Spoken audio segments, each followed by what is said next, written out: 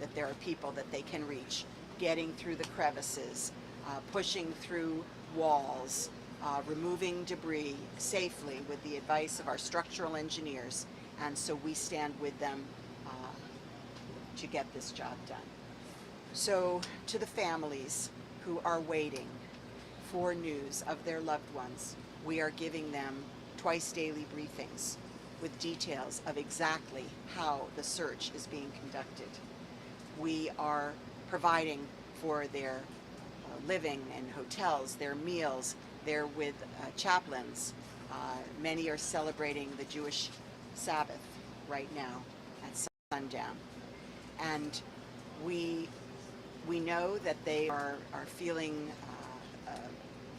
very, very concerned, of course, anxious and wondering, but we are telling them that we are here working, praying, and really still hopeful that we will find more of their loved ones. Unfortunately, the numbers are the same that they were this morning.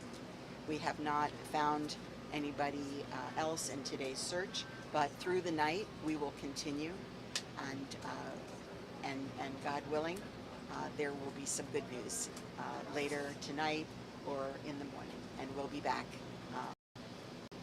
We have created a village here, a village of media, people all across the world watching, waiting, caring, donating. The world is watching and the world is caring what happens right here in Surfside in Miami-Dade County. We are so grateful for the support of our cities, of our state, of our federal government. FEMA has come to the rescue. We're going to have more resources to pay for this expensive search and rescue and to give us access to more teams for the rescue, later for the clearance of the rubble, and for the assistance for the families that put their lives. We're here, we'll continue, and please stand by us. Stand by us as we stand by the families. Thank you. Hi. Aquí estamos, el tercer noche, y estamos todavía con esperanza. Estamos con las familias, dando el apoyo que necesitan para la vivienda, la comida, para las necesidades. Y sabemos que el mundo está con nosotros. El mundo está mirando lo que pasa aquí y rezando con nosotros, mandando donaciones, pensando en nosotros, el mundo entero. Estamos muy agradecidos para el apoyo que hemos recibido de las autoridades del Estado, del presidente. Finalmente llegó FEMA, que es de verdad algo muy, muy importante y algo muy raro, tener la ayuda tan rápido de FEMA y llegado para ayudar en el rescate, en rehabilitación del área y también la ayuda que necesitan las familias. Y vamos a seguir porque los bomberos tienen esperanza. Ellos son los mejores del mundo y están siguiendo por los túneles de arriba, con los perros, con el equipaje de escuchar las cámaras, todo. Y estamos también sacando cosas de arriba para mejor entrar a ver lo que está pasando. Y aunque hoy no hemos encontrado a nadie, tenemos la esperanza que en esta noche vamos a descubrir personas vivas y podemos decir esta noche o mañana que tuvimos éxito. Y con las familias estamos siempre dando el apoyo y por favor ustedes sigan con nosotros. Su apoyo, su esperanza es muy importante. Gracias. Alcaldesa, ¿puedo hacer una pregunta para México, por favor? Thank you, Madam Mayor. And now I'd like to call up to the podium Miami-Dade Fire Chief Alan Kaminsky. Good evening. We continue our search and rescue operations. We'll continue throughout the night.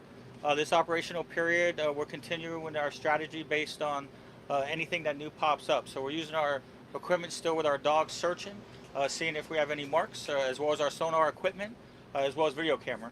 Operation, we're still focusing underneath, trenching and shoring and looking at different aspects, as well as on top we're looking at delayering certain areas, certain components, and just seeing how we can gain access. We're giving 110%. We have multiple units on scene that we're rotating through, and we're going to continue our process. Thank you, Chief. And for Miami-Dade Fire Rescue Spanish translation, we'll have Erica Benitez.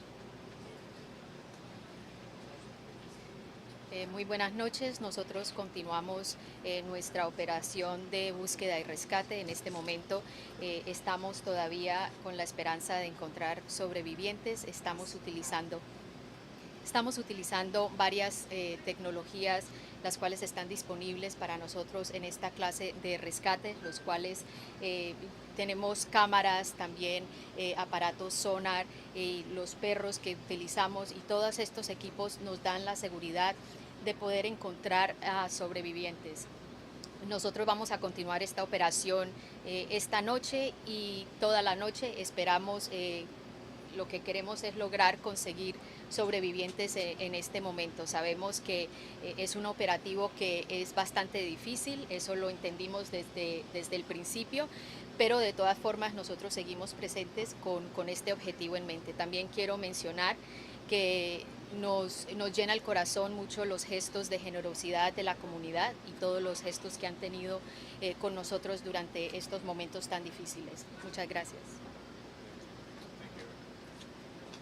And now the Director of the Miami-Dade Police Department, Freddie Ramirez. Good evening. The Miami-Dade Police Department will continue supporting the fire rescue operations. We're also helping at the Family Reunification Center as well. You know, there's a lot of pain, a lot of suffering there, and we pray for the families and those that we've lost.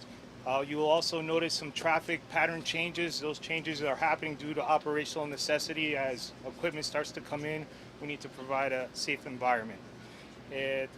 Nuestros oficiales están ayudando al rescate, estamos dando soporte a los bomberos, y también estamos trabajando en la área de información para la familia. Estamos rezando para las familias, y también estamos haciendo cambios en la área de tráfico para poder traer los camiones y los otros equipos que necesitamos en la área. Eso es todo lo que tengo ahora. Gracias. Thank you, Director. And now we're going to open up for questions. Please, when you're chosen, advise who you're going to have the questions directed to so we can have it organized. Alcaldesa, por favor, autorizamos. Oh, one second. Go ahead, sir. Can I ask a question of the chief? So, Director Ramirez says that they've changed the traffic patterns because of new equipment. You're shutting down Harding to the media because of equipment. Can you walk us through what equipment is coming in tonight and why it wasn't here already? Why you need it now and not Well, before? yeah, there's multiple heavy equipment cranes that we're bringing in, different larger pieces of equipment to help remove the debris. This is a very strategic, methodical process. You know, again, with search, with this type of collapse, it's very extremely difficult. And so again, what we're looking for is areas of voids, possible patient survivability, and that's where we're focusing. As this equipment comes in, we'll use it to assist to move certain pieces of debris. We can't just move it all at one time. It has to be very slow processes where we're digging through, searching, shoring up certain areas, other aspects. So that's why. I mean, it doesn't come in right away. It comes in as we're going through, but you know, we're also having that equipment, you know, it's en route. So we should see that tonight in use, those cranes? I know one is being set up, so yes, we should see one. And again, I wouldn't say in use because we just have to see with our search groups and exactly what we're looking. But that asset will be there, so when you know we feel this is the time to use it here, then that's how we'll deploy it. Thank you, sir. Francisco Villalobos from Cielo Televisa, Mexico. I'll answer in English, and if you want to answer in English and Spanish, that's fine with you, Mayor. There was reports that the Mexican search and rescue team, Los Topos, that were interested in coming here to help and provide help. Are they here? Will they be here? Are you guys considering using them? And if I could get a follow-up after the chief answers, you say that you have hope that you'll find people alive. What tangible, I don't want to say evidence, but what tangible reason you have based to have hope still after over 36 hours? Yes. So we've received offers of help, and we've accepted them, and I'm going to let the chief explain. Yeah, so we currently have 4 task force that are operating. Florida Task Force 1, which consists of Miami-Dade Fire Rescue frontline firefighters, as well as 3 other task force from within the state that are here. We did utilize as well task force members from Mexico that are here, so we kind of incorporated them or injected them with our current task force as we go out, and with search groups, so we utilize them in different capacities. So they're here now. They're already on the Yes, sir. They're here and they're assisting with our task force that we go out. Based on the members, we put them with other search and rescue groups, and then that's how we deploy them during their working group, their working operation. When did they arrive? They came here mid-morning is when they arrived, and we deployed them at 12 o'clock. Our operational periods are 12 hours, so right now we're going from 12 o'clock in the afternoon till midnight, and then we rotate the next search and rescue crews going through. So we inject it, and then, yes, there's also members from an Israel team as well that we also injecting. So I don't have the exact number of staff or personnel that we're utilizing, but we are deploying them with our current search and rescue operations. So it's just Israel and Mexico? Yes. And I would like to clarify that there's only a certain number of people that we can put out there, and so it isn't that we're putting out more people, it's that we're rotating them. So just to be very, very clear, we can't have people swarming all over this rubble. It has to be very, very carefully determined, and we are using the same numbers as we go forward. Hi, Wendy Rhodes with USA Today. There's still a lot of concern that whether or not the building is stable, but still remaining standing is stable, if it's a danger of falling on the first responders. Can somebody talk about the stability of the building? So we have structural engineers that are on site, and they're evaluating everything around, because of course our greatest asset are our search and rescue team, our firefighters. So they cannot be taking undue risks, and part of that is evaluating the building structure as well. So if there were concern that the building was unstable, that would affect the search, but they are continuing the search at this time. Go ahead. Mayor, I have a question. Normally when this kind of tragedies happen, there is a pattern of like going from phase 1 to phase 2. How many hours does it normally take, and what's the next step? I mean, will you continue on the same thing on the search and rescue for tomorrow? Yes. So we're on search and rescue. Full speed ahead on search and rescue. And you ask, why do we have hope? We have hope because that's what our search and rescue team tells us, that they have hope. They see opportunities. They see fissures that they could go in. They see places that they could break through. And as long as they can do that, and as long as they have encouraging signs like the knocking sound that they've heard, then we will continue. People have been discovered in rubble over a week beyond the date of incident. And so they have experienced that. They've been in places where they've rescued people in that period of time. And so that is why we are continuing our search and rescue. One last question. Go ahead. Yes, I'll get you one. yeah, Ryan Nelson, NBC 6 News. Question for the fire chief. Earlier this evening we saw a lot of smoke coming from the building. Could you maybe just explain why exactly we're seeing that? Does that impact the search and rescue effort? Yes, it absolutely does. I mean, there's so many hazards we're encountering, and the fire just compounds it. The fire is deeply seated, deeply rooted under the structure. So you've seen it in and out, and unfortunately we keep having flare-ups of it, and it's just not accessible. So those are the difficulties. That's another challenge that we're encountering, and you know, we're constantly going in aggressively, trying to get as close as we can to extinguish that fire, but unfortunately we haven't been able to get that extinguished 100% yet. What's burning? Those materials is unknown. I mean, yeah, we can't see exactly what's there, so I don't know what products. The fire is so deeply seated in the rubble. Can you approximate how hot the rubble is? Is it an area that's hot? That area would be difficult. I mean, depending on the fire, what's there, yes. I mean, absolutely a challenge. No, you know, I'm not able to distinguish what the temperature is. It's just that it's so, you know, so deeply seated. That's the challenge there. We can't get the water, you know, right on the fire, which is what we need in that circumstance. In other words, it's a localized area that's on fire that you can't reach, or is it multiple? We believe so. I mean, we believe from where we're at, it's localized to a certain area. You but we can't pinpoint exactly where it is because, the location, we, unable to access it and see it. And last question right here. Fire Chief, is there, the crews were spending a lot of time in one particular part of the debris field on like the northeast side. Is there anything you can give us with respect to details of what you heard or saw that led them to focus that, and then what the outcome of that was? Yeah, well, again, this is going to be constantly evolving, with our searches. So any glimpse of hopes that we have, any signals that we see, that's where we want to primary focus. This is where we've been focusing immediately with the operation, looking for those voids. What we're seeing on the outside is, just strategically we're starting to expand our search patterns and what we're looking for within the pattern. So that's why you're seeing us spread out in specific areas to do searches there. But there was nothing specific that caught your attention there or your crew's attention? No, unfortunately, nothing specific. We're still doing our sonars, we're still doing our cameras, still using the dogs. Sometimes if the dogs do pick up a scent, we might focus more on that area, but nothing specific.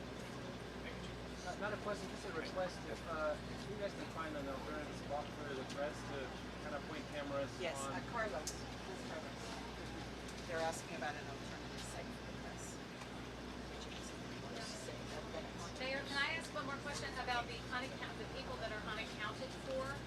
And can you explain how, excuse me, Mayor, can you explain how of the 159, how you're trying to, through the process of elimination, take some names off that list of people who might not have been in the building? Correct.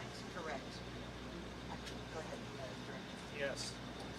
We have a running list at the Family Unification Center. We're working with our 311 and also working with the families that are there, and that's how we start deducting from the list or adding from the information that we're getting from the family, from 311, from the roster of those that own the building.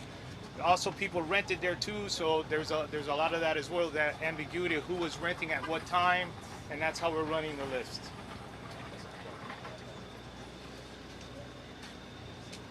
Carlos Rosario, Lieutenant with the Miami-Dade Police Department. Someone had a question regarding the locations for the press. So first I want to start off by saying that we thank all of you for being here and telling the story. This is very important for the entire community, and it really helps us tremendously in doing the fine work that we're trying to do. We talk about you every time we have our meetings, and understand that you want to be in locations that you want to tell the story and be able to tell not only through your words but through your cameras. There is some areas, for example, there was an area that we were set up earlier at that I talked to many of you, where this is an area that, as you know, there's large vehicles, machinery, large fire trucks that are trying to get through, and they just couldn't. And we can't lose focus of what's really important here, and that's for our first responders to do their job. We are going to be looking for other options and other alternatives to be able to make it more comfortable for you guys. So we're going to continue to do that. The options are limited because we don't want to have you too far. As it is, the location we're at right now is pretty close. You're not at the angle from the side of the collapse. However, you have to understand the reasons why. We were there for a little while, and it just got to the point where our rescue personnel and our first responders need the space to work. But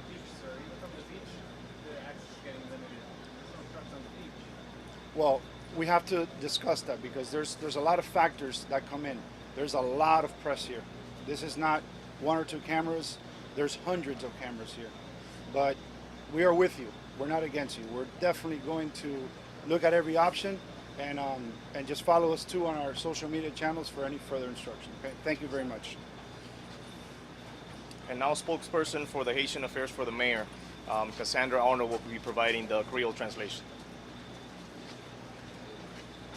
Bonsoir, nom c'est Cassandra Arnold, directrice d'affaires des Haïtiens pour magistrat. Magistrat voulait dire communauté a merci pour tout bagage yo fait. Nous voulons connaître que nous avons aidé famille yo, nous baillons manger 2 fois par jour à hôtel. Nous localisons 127 résidents, mais nous toujours besoin de joindre au moins 159 résidents. Pour rapporter un monde qui disparaît, en soir, nous connaissons que monde ça dans bonne santé, ni dans sécurité. Please, s'il vous plaît, relez-nous dans 305 614 18 19 Encore nous voulons dire merci pour toute prière avec pour toute bagarre à faire dans la communauté. Merci. Thank you.